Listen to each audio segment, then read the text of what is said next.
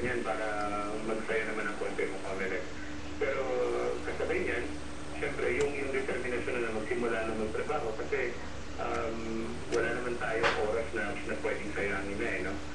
Talagang kailangan na magsimula as soon as possible. So, ano po, dahil binanggit po ninyo na bidding para po sa mga makina ay dapat may sagawa sa buwan ng Abril.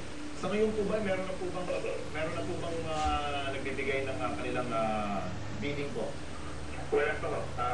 Hihintayin po nila lumabas yung ating terms of reference, no? O yung tinatawag nating request for proposal. Hanggat hindi lumalabas yan, wala silang basihan upang mag-prepare ng kanilang bid. So, in-expect po natin, ma-finalize natin yung ating TOR by the end of this week.